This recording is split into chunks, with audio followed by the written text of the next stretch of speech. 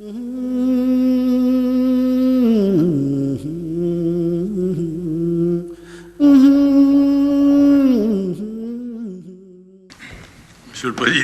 le Président, Excellences, Mesdames, Messieurs les ambassadeurs, Mesdames, Messieurs, chers amis, c'est évidemment difficile de prendre la parole avec beaucoup de sang-froid quand on a entendu le témoignage très émouvant, interpellant aussi de Félicité. Mais je prends la parole aussi avec un certain plaisir, parce que je pense qu'il est bon de se souvenir. Le pardon, c'est pas l'oubli. Il faut le rappeler aussi, ça a été dit, mais je crois que c'est vrai. Et donc, en ce jour de la commémoration du 22e anniversaire du génocide Tutsi et des faits dramatiques qui se sont produits dès le matin du 7 avril 1994 jusqu'en juillet de la même année, c'est important de commémorer et de se souvenir.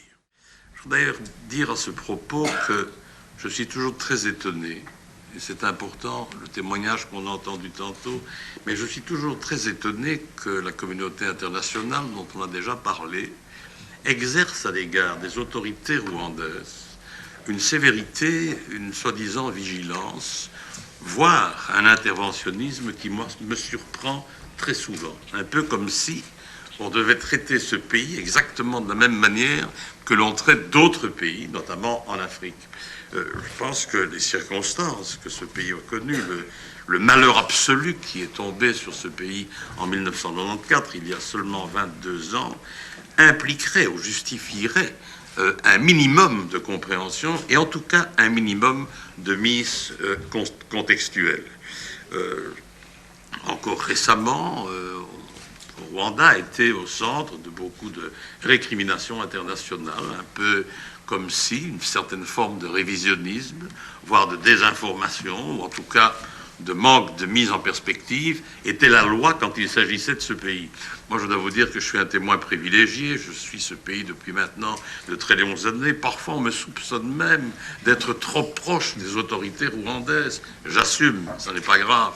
C'est le rôle d'un politique d'assumer. Mais c'est aussi parce que j'ai vu pendant toutes ces années le progrès qui a été réalisé, le volontarisme qui a été mis à essayer de réconcilier, de reconstruire un État au point où aujourd'hui, c'est un pays qui en Afrique, je connais assez bien l'Afrique, c'est un pays qui aujourd'hui est souvent cité en exemple de redéploiement, de développement, de gouvernance, de reconstruction d'un État. Évidemment, ça n'est pas parfait. Évidemment qu'il reste encore beaucoup de choses à faire, mais toute tâche humaine est par définition imparfaite. Mais ce que je peux dire, en tout cas, c'est que je suis extrêmement bien placé pour être un témoin privilégié des efforts considérables sur tous les plans qui ont été réalisés dans votre pays.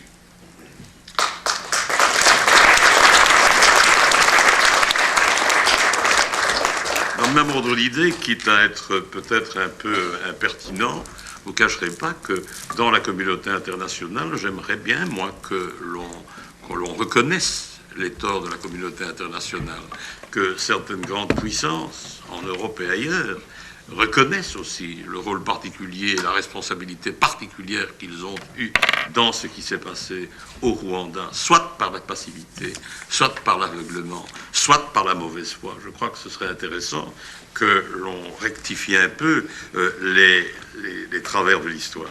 Donc, voilà, je tiens vraiment à vous exprimer tout mon soutien à l'occasion de ces commémorations du souvenir d'un passé innommable dans un pays que l'histoire a marqué à tout jamais, comme une blessure toujours béante, dont la douleur jamais apaisée revient régulièrement avec la même intensité. Il en va de notre devoir individuel en tant qu'homme, mais aussi de notre devoir collectif en tant que peuple. Moi, je sais bien que rien ne va pouvoir estomper totalement les traces meurtrières de l'histoire de l'humanité. Rien ne pourra jamais tout à fait effacer la souffrance absolue, inguérissable, qui jaillit des replis les plus odieux de la nature humaine. Je sais bien que nous devons affronter cette réalité-là, mais nous devons aussi nous interroger sur les raisons profondes de cette frénésie du mal, de cette haine destructrice. Parce que voyez-vous, chers amis, un génocide, ça n'est pas un crime ordinaire. C'est un meurtre d'hommes, de femmes, d'enfants. C'est la mort, ça a été dit magnifiquement par le représentant du gouvernement belge, c'est la mort sciemment programmée, organisée, de l'histoire, de la mémoire aussi, de la culture, du passé, des racines et même de l'avenir d'un peuple. C'est la négation d'un peuple. C'est Mozart qu'on a crucifié des centaines de milliers de fois pour une cause irrationnelle, barbare, absurde. Une cause qui est allée puiser sa source dans les tréfonds d'une abomination totale, suggérée avec perfidie par une bande de fanatiques, parfois aussi instrumentalisée par des pouvoirs extérieurs. Alors cette folie a mis en marche cette énergie collective et diabolique dont l'exaltation immonde a fabriqué autant de bourreaux cruels que de suiveurs aveugles. On en arrive même à ne pas pouvoir donner un sens à ce drame, et pourtant, le témoignage que j'ai entendu il y a quelques minutes donne un sens même à ce drame, même à cette abomination. Une commémoration, chers amis, c'est toujours une communion d'une intense humanité. Commémorer un génocide, c'est partager cette stratégie vécue, ses souffrances, ses blessures et ses peurs aussi. C'est aussi contribuer à l'apaisement, à la réconciliation et au dépassement. La recherche de justice, l'enseignement de la vérité, le pardon, la réconciliation et le devoir de mémoire, tout ça se rejoignent. Nous ne pouvons rendre hommage à cette génération sacrifiée si nous n'osons pas aller au-delà des discours de circonstance. Il nous faut assumer un discours de vérité, un devoir de lucidité, car l'indifférence est toujours complice du meurtre.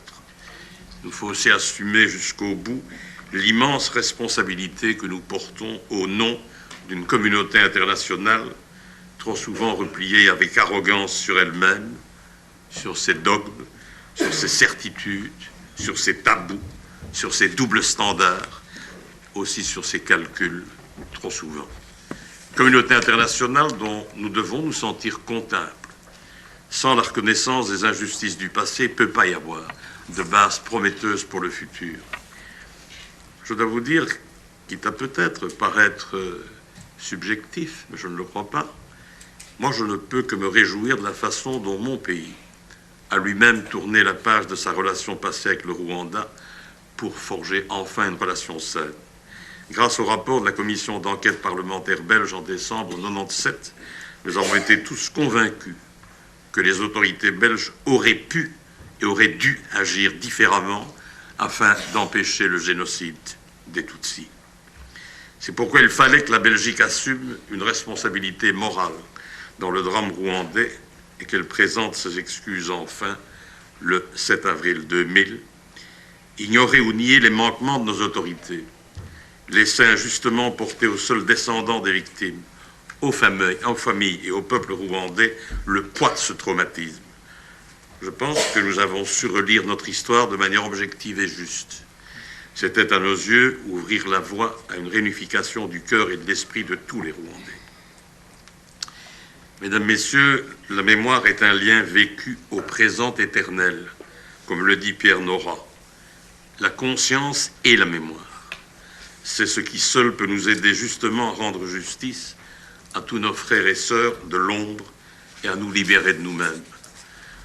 En jetant les bases du devoir de mémoire et de la transmission de la connaissance des souffrances du passé, en rompant le terrible silence de l'indifférence de l'homme pour l'homme, je pense que nous redonnons une identité et une dignité à tous ces martyrs anonymes. Je ne peux pas m'empêcher de citer Guy Verhofstadt, qui était à l'époque Premier ministre, et qui a été d'ailleurs le rapporteur de la commission Rwanda. Et je le cite. « Il faut, disait-il, que tout le monde se souvienne toujours de l'horreur perpétrée au Rwanda. Nous devons trouver la force et la volonté de ne jamais tolérer de tels massacres qui font injure à l'intelligence et aux valeurs essentielles de l'humanité. » Fin de citation. L'humanité qui oublie prend le risque de se perdre. Cette terrible leçon de l'histoire, nous devons la maintenir vivante dans nos esprits. Mesdames, Messieurs, il faut assumer l'exigence de vérité. C'est une œuvre commune. Si l'on ne peut changer le passé, il est toujours possible de le débarrasser des fantômes qui le hantent. C'est la condition pour construire un avenir apaisé.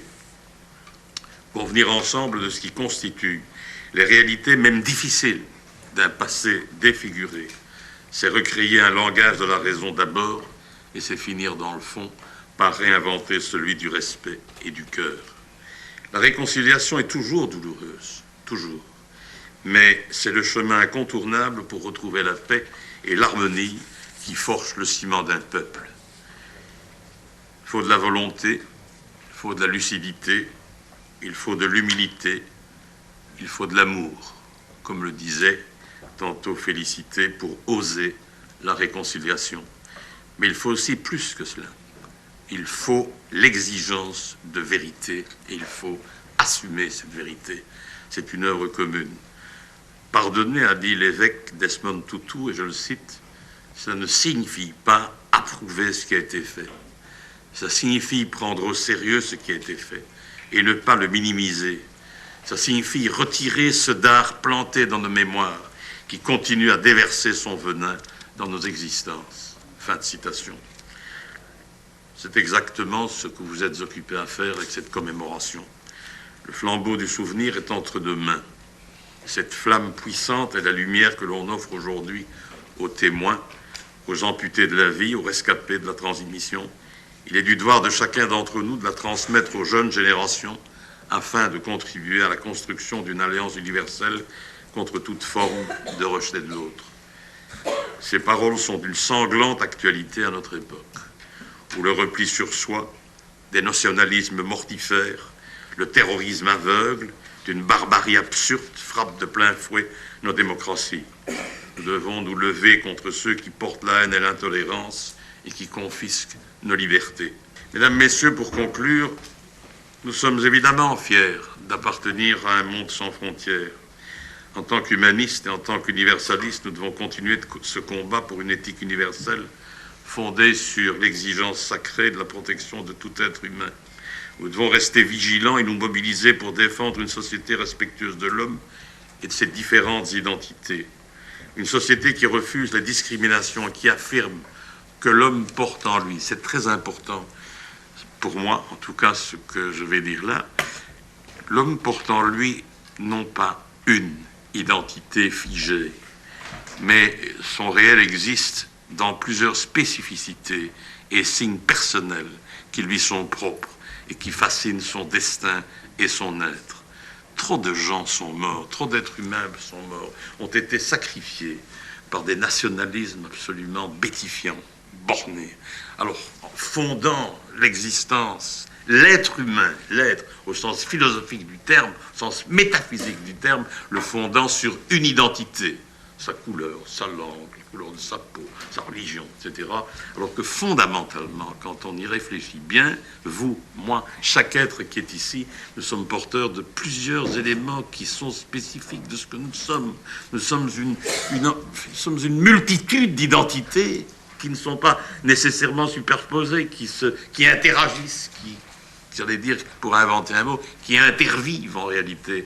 Et je pense que c'est ça, la richesse, évidemment, de la multiculturalité aussi. Donc, plus que jamais, il me paraît qu'il est temps, et surtout à l'occasion d'une cérémonie comme celle-ci, il est temps de se convaincre que ce qui porte la richesse et l'espoir de cette terre pour l'humanité, c'est précisément sa diversité et sa nature plurielle. Je pense qu'il nous appartient de réconforter les identités craintives, d'atténuer les haines et les détestations, de renforcer la croyance en l'unité de l'aventure humaine.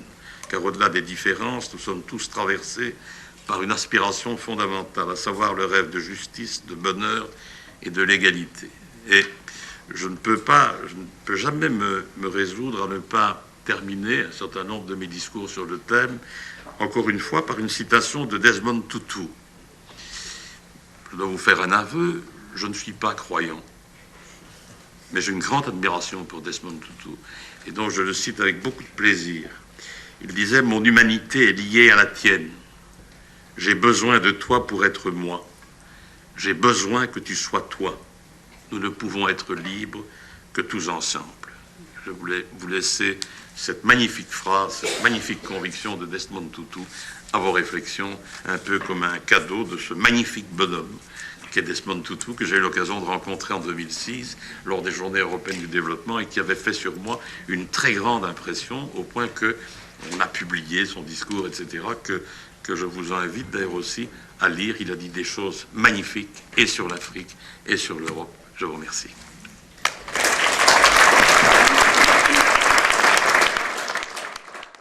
Mm-hmm.